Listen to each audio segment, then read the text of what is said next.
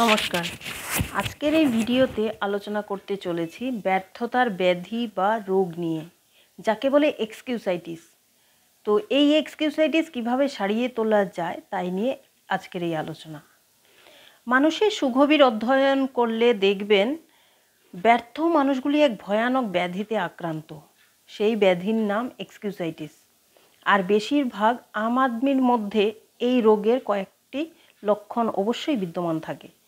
লক্ষ্য করবেন, এই এক্সকিউসাইটিস কিন্তু একটা সফল মানুষ ও একটা ব্যর্থ মানুষের মধ্যে প্রভেদের একটা প্রধান কারণ। আপনি দেখবেন মানুষ যত বেশি সফল সে ততই কম এই রোগ লক্ষণ অর্থাৎ অজুহাত দেখান। যে মানুষটি কখনো কোথাও পৌঁছাতে পারেনি, যার জীবনে অগ্রসর হওয়ার পরিকল্পনাই নেই, সে হাজারটা অজুহাত দেখায়।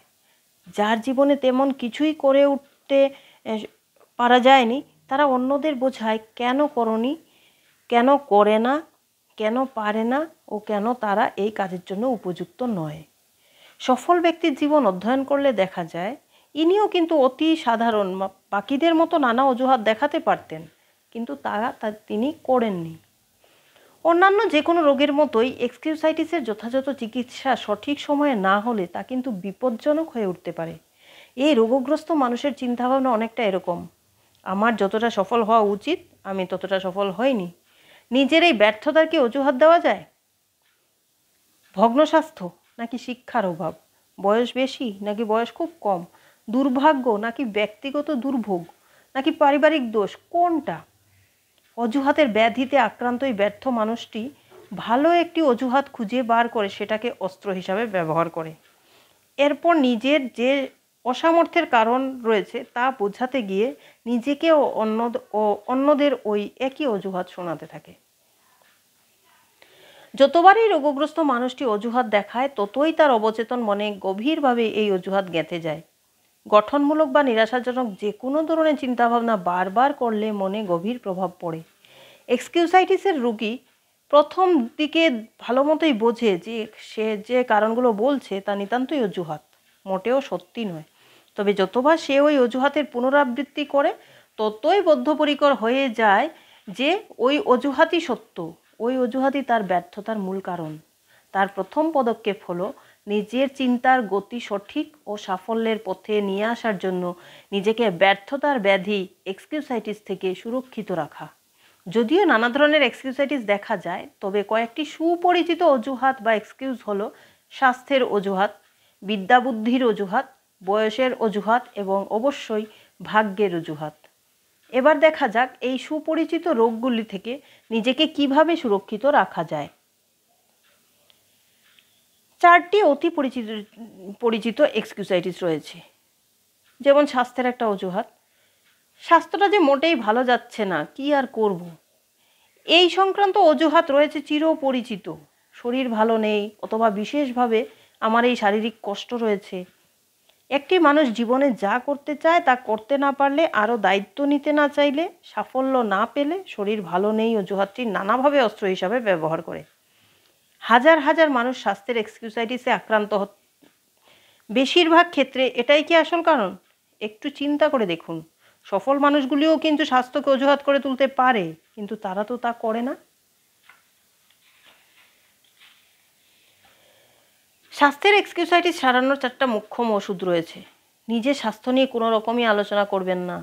রোগের ব্যাপারে তা যদি সামান্য সর্দি কাশিও হয়, যত আলোচনা করবেন তা ততই গুরুতর হয়ে উঠবে। অসুস্থতার ব্যাপারে কথাবার্তা বলা অনেকটা আগাছায় সার দেওয়ার মতো। তাছাড়া নিজের স্বাস্থ্য নিয়ে আলোচনা করাটা একটা বদ অভ্যাস। এতে লোকেরা বিরক্ত হয়, মানুষকে আত্মকেন্দ্রিক মনে হয়, সেকেলে মনে হয়। সাফল্যকামী মানুষ নিজেদের রোগ ব্যাধির কথা স্বাভাবিকভাবে উপেক্ষা করে এড়িয়ে যায়। হয়তো আপনি সামান্য সহানুভূতি পাবেন, তবে সে যে সবসময় শুধুই অভিযোগ করে, তাকে কেউ শ্রদ্ধা করে না। স্বাস্থ্য নিয়ে দুশ্চিন্তাকে প্রশ্রয় মোটেই দেবেন না।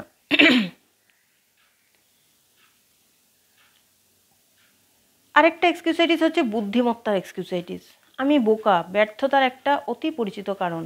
এটা এত বেশি ব্যবহার করা হয় যে আমাদের মধ্যে প্রায় 95% মানুষ কম বেশি এই রোগে ভুগছে। অন্যান্য এক্সকিউসাইটিসের রোগীদের থেকে ভিন্ন এই রোগী নিঃশব্দে কষ্ট সহ্য করে। খুব কম মানুষ সবার সামনে স্বীকার করে যে তার বুদ্ধি নেই, সে বোকা। এই অনুভূতি লুকিয়ে থাকে মনের মধ্যে। বোধবুদ্ধির ব্যাপারে আমাদের মধ্যে বেশিরভাগ মানুষই দুটি বড় ভুল করে। এক হচ্ছে আমরা নিজেদের বোধশক্তির কম দাম দেই, আর দুই হচ্ছে আমরা নিজের থেকেও বেশি অপরের বোধশক্তিকে বেশি মূল্য দিই। এই ভুলবশত অনেকেই নিজেকে ঠকায়। কঠিন চ্যালেঞ্জের মুখোমুখি হতে এরা ভয় পায়, কারণ বুদ্ধি চাই। এদিকে যে মানুষটা নিজের বোধ বুদ্ধি সম্বন্ধে এতটুকু মাথা ঘামায় না, সে চাকরিটা পেয়ে যায়।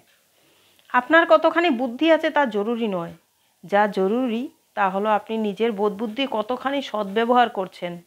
যে চিন্তাধারা আপনার বুদ্ধিকে পরিচালনা করছে তা আপনার বুদ্ধির পরিমাণের চেয়ে বেশি গুরুত্বপূর্ণ। এটা খুব জরুরি। তাই আবার বলছি, যে চিন্তা আপনার বোধ বুদ্ধিকে দিশা নির্দেশ দিচ্ছে তা আপনার বোধশক্তির পরিমাণের চেয়ে বেশি প্রয়োজনীয়। যার আইকিউ অর্থাৎ বোধশক্তির পরিমাপ 100, সেও কিন্তু 120 আইকিউ এর ব্যক্তির তুলনায় বেশি উপার্জন করবে, বেশি শ্রদ্ধা অর্জন করবে, জীবনে বেশি সফল হবে, যদি তার থাকে সঠিক আশাবাদী মনোভাব ও সহযোগিতার মানসিকতা। কাজ দৈনন্দিন ক্রিয়াকলাপই হোক বা বিশেষ কোনো কাজ বা প্রকল্প যাই হোক না কেন, অধ্যবসায় নিয়ে কাজটা সম্পূর্ণ করা অলস বুদ্ধিমত্তার চেয়ে অনেক বেশি ফলপ্রসূ হয়। অলস বুদ্ধিমত্তা অসাধারণ হলেও কার্যকর হয় না। দিনের শেষে টিকে থাকাটাই ক্ষমতার 95%। বুদ্ধিমত্তার অজুহাত অর্থাৎ এক্সকিউসাইটিস নিরাময়ের 3টা উপায় রয়েছে। 1. আপনার বুদ্ধি কম অথচ অন্যের বুদ্ধি বেশি, এমনটি কখনোই মনে করবেন না, নিজেকে ঠকাবেন না। আপনার গুণগুলি দেখুন, কিসে ও কোথায় আপনি অন্যদের চেয়ে সেরা সে কথা ভেবে দেখুন। মনে রাখবেন, আপনার বুদ্ধির পরিমাণের চেয়ে জরুরি বুদ্ধিটা সঠিকভাবে কাজে লাগানো। নিজের আইকিউর পরিমাণ নিয়ে দুশ্চিন্তা না করে নিজের মস্তিষ্কটা কাজে লাগান। প্রতিদিন বারবার নিজেকে মনে করিয়ে দিন, আমার মনোভাব ও দৃষ্টিভঙ্গি আমার বুদ্ধির চেয়ে বেশি জরুরি। এটা দ্বিতীয় এক্সকিউসাইটিস নিরাময়ের উপায়। বাড়িতেও কাজের জায়গায় আশাবাদী থাকুন। কেন পারবেন না তা ভেবে দেখুন, কেন পারবেন না তা নিয়ে চিন্তা করবেন না। আমি জিতছি দৃষ্টিভঙ্গি বিকশিত করুন। নিজের বোধ বুদ্ধি সৃজনশীল ও গঠনমূলক কাজে ব্যবহার করুন। জেতার পথটা খুঁজুন। আপনি হেরে যাবেন এ কথাটা প্রমাণ করার জন্য বুদ্ধি প্রয়োগ করার প্রয়োজন পড়ে না। তৃতীয়ত হচ্ছে, তথ্য মনে রাখার সব ক্ষমতার চেয়ে চিন্তা ভাবনার ক্ষমতা অনেক বেশি গুরুত্বপূর্ণ, এ কথাটা মনে রাখবেন। নতুন ধ্যান ধারণার উদ্ভব ও বিকাশ করা, নতুন ও আরও ভালো পন্থা আবিষ্কার করার জন্য নিজের মনকে কাজে লাগান। নিজেকে প্রশ্ন করুন, আমি কি ইতিহাস তৈরি করার জন্য চিন্তাভাবনা প্রয়োগ করছি, নাকি অন্যদের তৈরি ইতিহাস সংগ্রহ করার জন্য বুদ্ধির অপচয় করছি। আরেকটা ইম্পর্ট্যান্ট এক্সকিউসাইটিস হচ্ছে বয়সের এক্সকিউসাইটিস।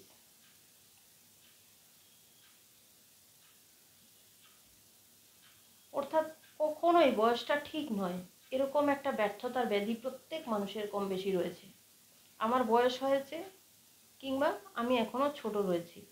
আপনি হয়তো হাজার হাজার অসফল সাধারণ মানুষের মুখে ব্যর্থতার এই কারণগুলি শুনেছেন।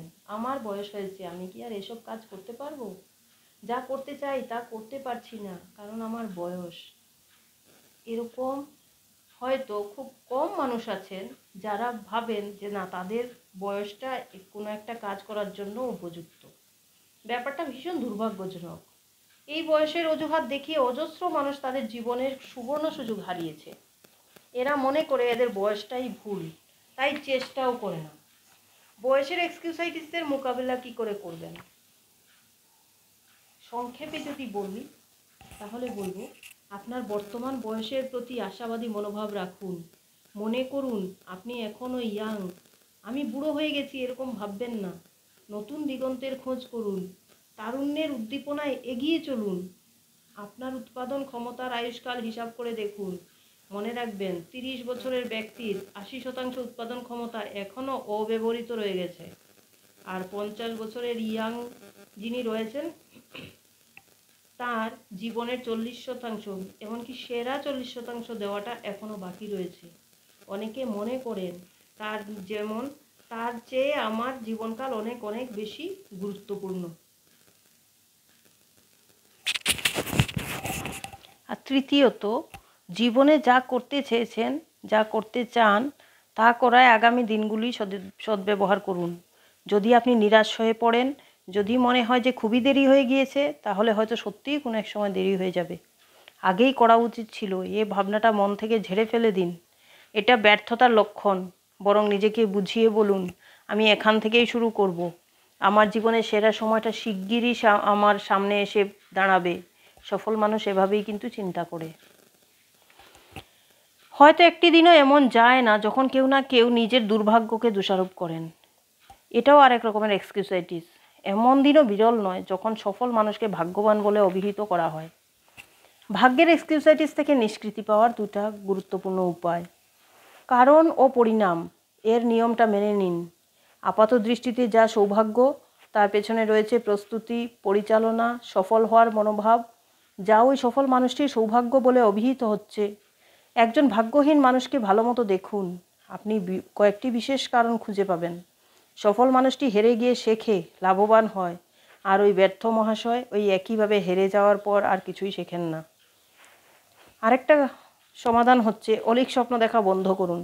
সাফল্যের শ্রমহীন সহজ পন্থা খুঁজতে নিজের বুদ্ধির অপচয় করবেন না।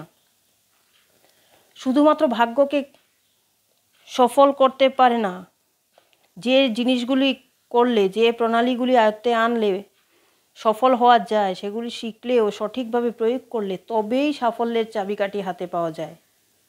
পদোন্নতি, জয়লাভ, জীবনে সেরা জিনিসগুলির জন্য ভাগ্যের ভরসায় বসে থাকবেন না।